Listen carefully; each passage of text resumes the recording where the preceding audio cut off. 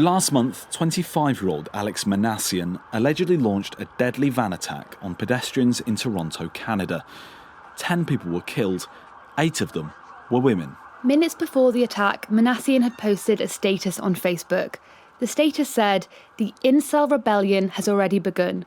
We will overthrow all Chads and Stacys. All hail the supreme gentleman, Elliot Rodger." The status was referring to the Incel subculture. That's short for involuntarily celibate. Online groups of men who feel they can't enter into sexual relationships. Then there's the name Elliot Rodger. That refers to a man from California who killed 6 people in 2014 before ending his own life. Rodger had written a rambling manifesto on his own sexual frustration and hatred of women and sexually successful men. Since the attack in Toronto, lots of people have been rushing to analyse the phenomenon of incels. There's been a lot of hot take columns on misogyny, male entitlement, and even one that said that maybe sex robots could help this group of sexually frustrated young men.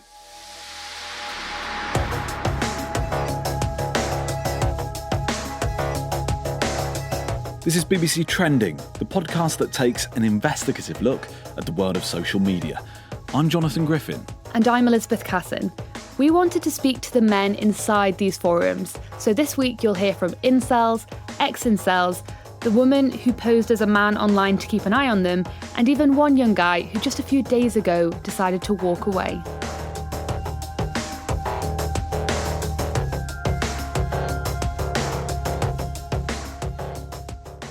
Now, just a warning, this programme includes references to violence, suicide and extreme views on women that some people may find unpalatable. We really wanted to get in touch with these guys, but we also thought they probably wouldn't want to speak to us, and probably especially not to me as a woman. Now, it took a lot of convincing, and some of these people only wanted to speak to us on the phone. So to start, I looked at where I thought we'd find the most outspoken characters on YouTube.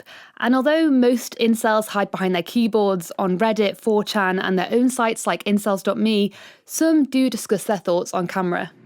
I just don't know what it is about me that's so repulsive to others.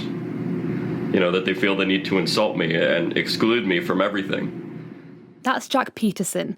He's a 19-year-old from Chicago in the US. He has a YouTube channel and created a podcast series called Incel Cast, where he speaks to other incels. Our show about the black pill and everything incel. We have a guest today. He was one of the very few incels who was willing, after the Toronto attack, to speak to the media. And we caught a few minutes with him on the phone and asked him how he found himself identifying as an incel.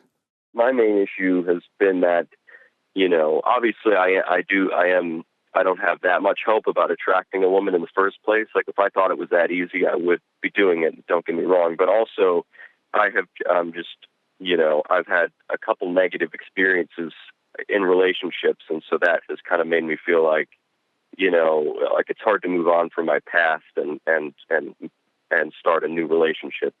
So, I've had just women who have done pretty bad things to me. And this seems to be a really common theme amongst these guys. They're often young guys, often in their teens or early 20s, and they've had rejection or negative experiences with women their age. Many of them go to forums out of loneliness and wanting to speak to people in a similar situation to them. I spoke to this Australian guy on Facebook. Now, we're going to call him Matthew. While we were exchanging messages before he agreed to be interviewed, he made clear he didn't want us to use his real name. That's because he's embarrassed about his former opinions. You see, Matthew is part of a Facebook group that now ridicules incels, but he used to be one. He got into it at age 15, and he told me what drew him in. I was quite overweight. I was very socially inept. My friendship circle was quite restricted in that sense. And having someone who was a girl who had broken my heart, it just further strengthened that insecurity. It made it difficult to sort of reach out. And during your time as an incel, what attitudes did you start to develop towards women? Well, initially, I just had resentment towards that particular person, but after speaking specifically to people on the internet, they tended to convince me that this was a common attribute, particularly of women, which, of course, is quite terrible now that I think about it. It was this idea that all women were inherently manipulative, that all women had an intent to sort of exploit men for their own advantage without little concern for their emotions.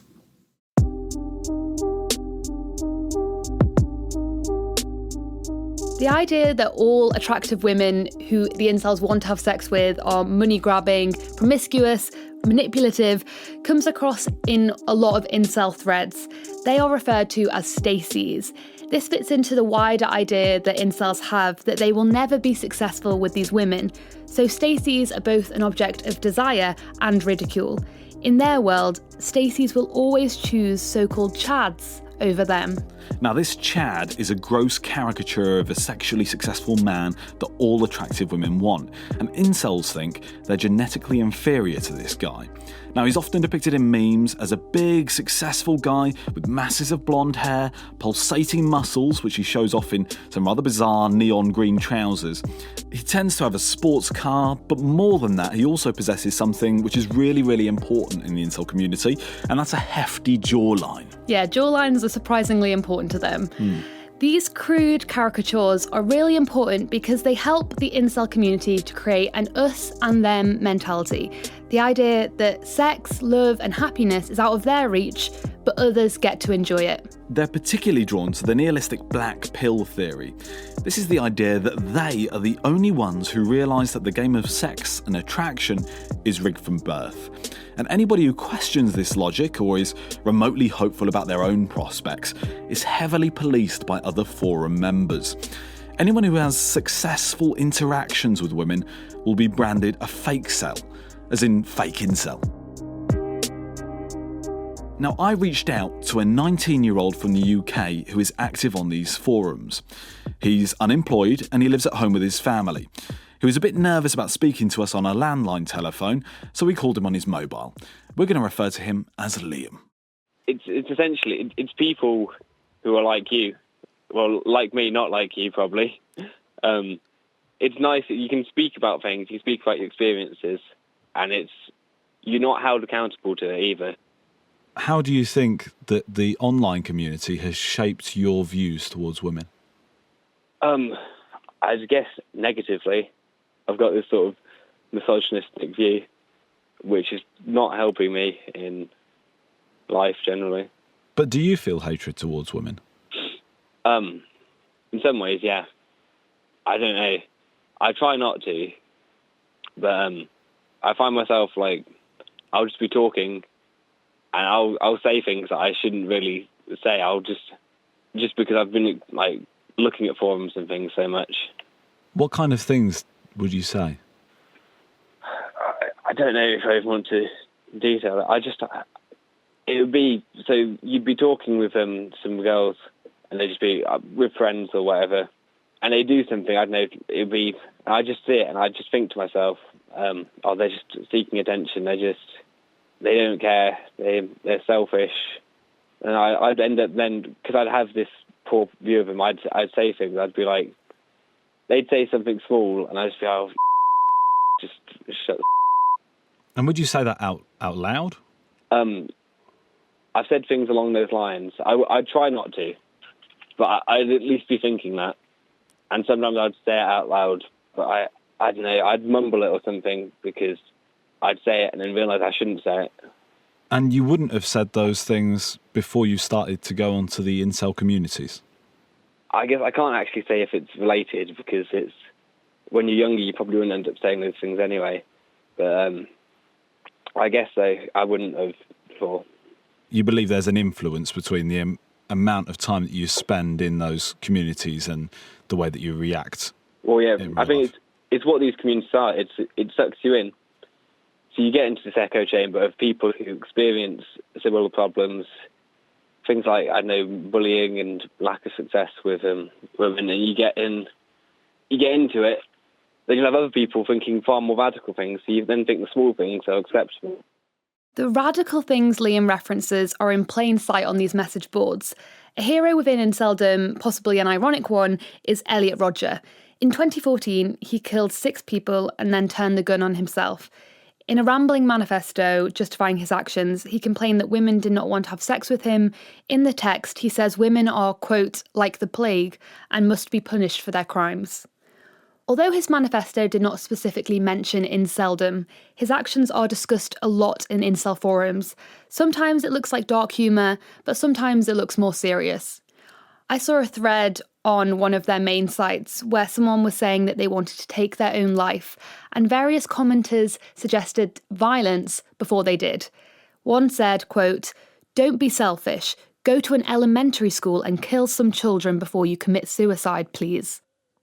Now, messages like that really aren't unusual in this community. There's a lot of dark, really sick humour, and when somebody mentions that they have suicidal thoughts, they're immediately egged on by other posters. Now, I put one of those comments to Liam, who spends a lot of time on these message boards. When somebody suggested that they were going to take their own life, somebody replied, "Remember the impact Elliot Rodger had. Why would you waste your life without following in his footsteps?" Well, you see, that's most of the time. It's just because it's funny. If you actually encourage someone to do it and they actually did it just from one post, I think it would show something weak about them if they'd actually take that advice. But there are a lot of vulnerable people in these online communities, aren't there? It doesn't seem much of a supportive network. Well, it's not really. That's the joy of it. It's people don't try and sugarcoat things in a way that conventionally people do, which is good. So you could say, go and do it, go repeat what Elliot Rodger did. And I'd say it is fine. I don't think it was even that wrong, like what he did, ultimately. Elliot Rodger killed 6 people and he injured 14. Well, yeah, I'd say it is wrong if you'd look at it in an objective way. But telling someone to do that isn't wrong. Because it's obvious that you shouldn't do that, and then if you want to do that, you'll do that anyway. So outline for me what's wrong with what Elliot Rodger did. He killed 6, he injured 14. In your opinion, is that wrong? He didn't kill more. No, well, it is wrong, yeah. Because it's common sense, it's wrong to kill people. In addition to these communities of incels online, there are other groups who spend their time mocking them and monitoring their activity. Emily lives in Canada. She's an avid Reddit user and has been observing the Toronto incel community for a few years now. She even made an account posing as a male to try and engage with them. By the way, Emily's not her real name. She's actually received rape threats from incels in the past, so she asked us to disguise her identity. And she's been particularly disturbed recently by some of the conversations she's seen since the Toronto attack. While some incels are desperately trying to distance themselves from the attacker, others are undermining that message. Well, the day after the attack, the incels have another subreddit called Brain Cells. I saw a British student saying he was an incel who wasn't let into medical school because he said a woman interviewed him and thought he was too ugly to be a doctor. He was planning to kill himself that night, and the comments section were people encouraging him to take revenge and not go down alone. I reported it to the Metro Police over there because I tweeted at them and sent them the link. The sub is still up. That post existed. It's baffling because these people are advocating violence. There was a post the next day as well on Brain Cells of a meme of a car that swerved into a bunch of cyclists and all the cyclists were up in the air and it said cleaning house or something like that. Like, they're posting violent memes. They're encouraging each other to attack people and no one is doing anything about it. If ISIS was doing something like this, it would be shut down immediately and people would be being arrested. But this is allowed to go on because these are like westernized males, I guess. Like, I don't understand. And you see that there's a link between violent posts and memes and violent behaviour. Well, the incel who killed 10 people and injured 15 people in Toronto, that guy was clearly influenced by something online. Not everybody reading violent stuff online are going to go and act on it, but there'll be a few people who are so far gone and so crazy who will be encouraged by it, who don't have a filter, who don't have a, hey, this is wrong, who will go and do something like this. That's why you have someone like Elliot Rodger who did that. If these people have already killed over 20 people. How many is too many? Emily says there is a particularly active incel community in Toronto on Reddit, so I asked her why she thought that was. I think people feel oppressed when equality is closer. Canada has a prime minister who calls himself a feminist, and even an explicitly feminist foreign policy. So if you were once the king of the hill and now everyone's sort of almost on your level, you feel threatened. And that's, I guess, a natural feeling. I don't understand it myself, but I think people feel threatened by equality. And I think in Canada, there's a problem now because there's so much shift the other direction that people aren't ready for the change and are sort of pushing back. Now, during the making of this programme, we saw a big overlap between incel culture and the alt-right culture online. Now, the alt-right is a big, hyper-nationalist, anti-feminist movement. And they populate the same spaces, like 4chan, and they use the same words, like leftists, feminoids and cucks. Yeah, and they share the same disdain for normies or normal people. They view the world through the lens of group genetics, often with strong racial stereotypes.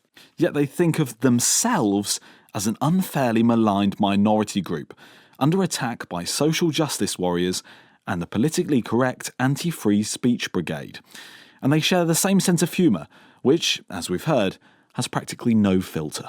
And Matthew, the ex-incel we spoke to earlier, was actually turned off inceldom because it had morphed into something more political. Before, the incel community wasn't really called an incel community. It was essentially a community of lonely men on the internet who would share their sad experiences about not finding love. And I don't know, then it wasn't nearly as hostile as it is today. However, nowadays, there's been some instigators, people on these forums who sort of ignite these feelings of anger, and they push people into often reactionary movements, which is most commonly the alt-right. And I wouldn't say that most organisers in the alt-right movement are incels, but I would say that a great deal of incels may be inclined to join the alt-right movements. I stopped calling myself an incel at the end of 2016, and that's when political discourse began to become quite heated over here in Australia. They tended to just blame everything on women. I think there was even a point where they started calling one of the presidential candidates in America part of a global conspiracy because she was a woman.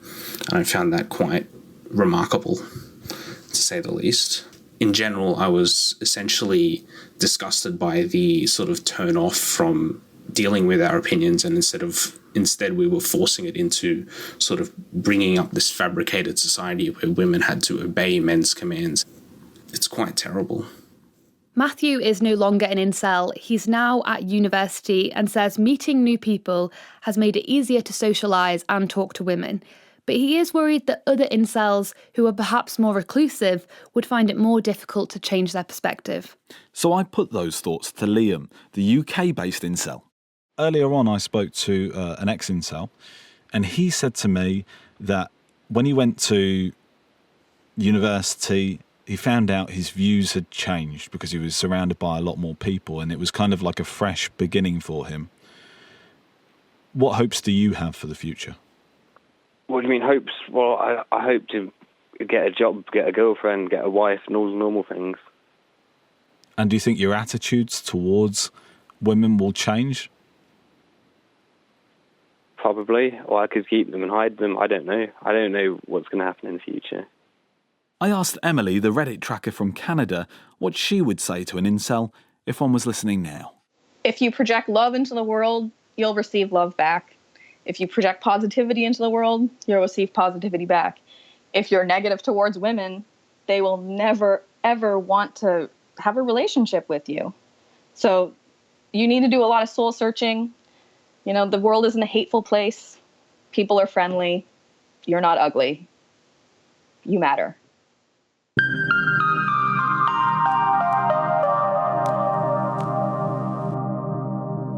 Before we go, something happened while we were making this programme. Jack, he's the American who created the Incel podcast and did various interviews after the Toronto attack.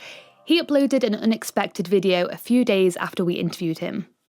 What's going on, guys? This is Jack Peterson. This video will be titled Why I'm Leaving Incels.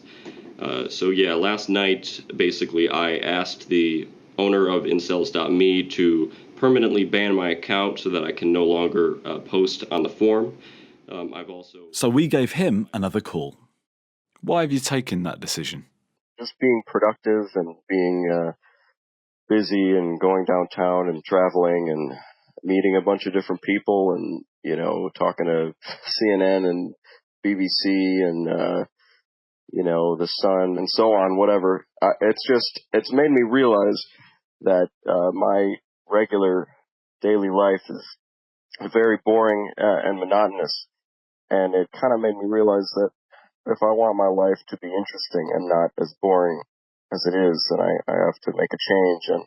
And I think leaving this community could help that.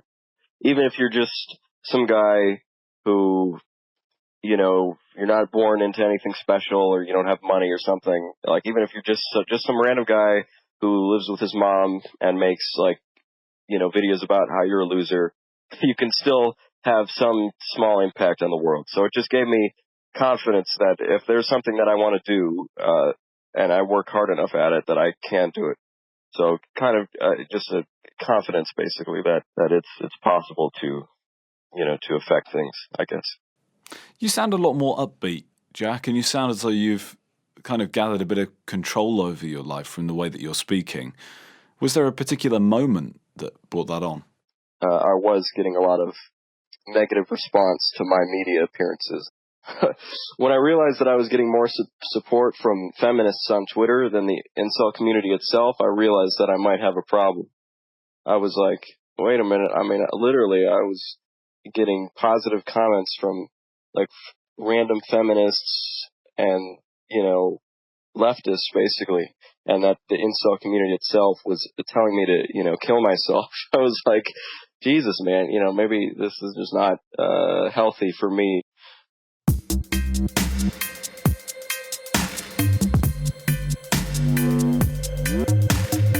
That's it this week for BBC Trending. I'm Elizabeth Cassin. And I'm Jonathan Griffin. Thanks to Mike Wendling, our Chad of an editor. And if you're looking for a new podcast, I'd love to recommend our friends over at The Inquiry. Each week they ask a big question. And this week they're asking, Trump and Kim, can they close the deal? Just search for The Inquiry wherever you get your podcast from. Please get in touch and tell us what you thought about this programme. Send us a tweet or a Facebook message. Trending will be back again in your podcast feed next week. See you then.